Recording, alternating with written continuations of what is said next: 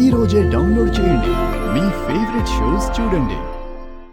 నేనే ఆ రోజు విహారిని చాలా ఫోర్స్ చేశాను.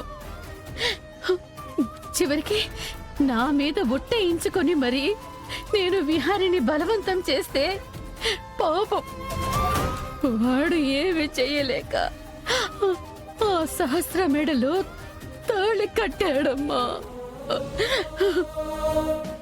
అప్పటికి వాడు నీ గురించి ఆలోచించాడు లక్ష్మి.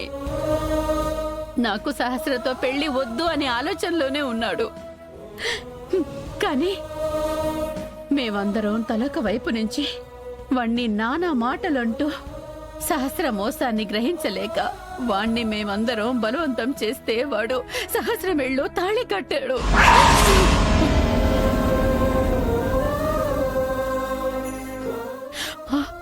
అమ్మ లక్ష్మి, నీ జీవితం నాశనం చేయడానికి ఒక రకంగా కారణం నేనే నేనే నేనే నేనే అమ్మా, నా తలరాత అలా రాసుంటే మీరేం చేస్తారమ్మా? ఆ రోజు కనుక నేను విహారీ మాట వినుంటే నీకిప్పుడు ఈ కష్టాలు ఉండేవి కాదు లక్ష్మి.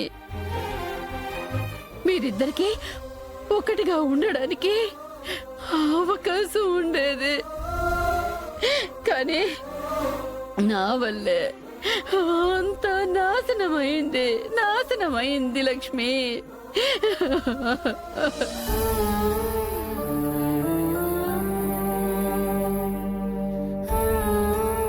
నా కడుపులో నీ బిడ్డ పెరుగుతున్నాడు. అది గుర్తుపెట్టుకుని అందరికీ ఈ విషయం చెప్పు బావా. నేను భయపడ్డా. నీ దగ్గర డబ్బులు తీసుకుని వెళ్ళిన డాక్టర్ని నేను కలిశాను. తను జరిగిన నిజమంతా నాకు చెప్పింది. నువ్వు చేసిన మోసం కూడా నాకు చెప్పింది.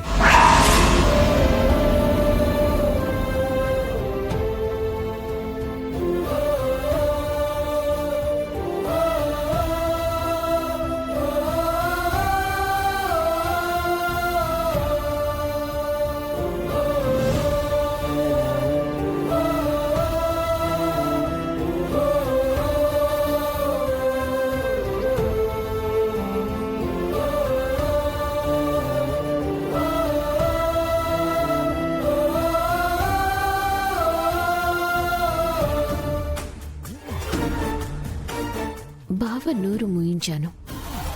నేను ఆడే ఈ కడుపు నాటకం బయటపడకుండా ఉంటే ఆ పెళ్లి డ్రామా బావ అందరికీ చెప్పినా నాకేం కాదు.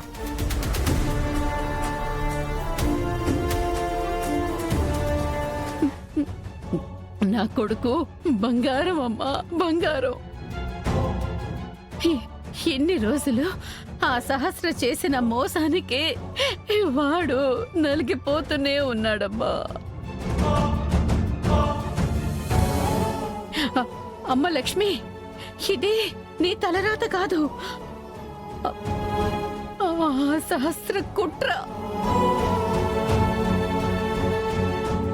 ఆ కుట్రని తెలియక అందరూ ఆ చట్రంలో ఇరుక్కుని నీ భవిష్యత్తుతో ఆడుకున్నామమ్మా, ఆడుకున్నాము. బాధపడకండమ్మా, మీ మంచితనమే విహారీ గారికి వచ్చింది.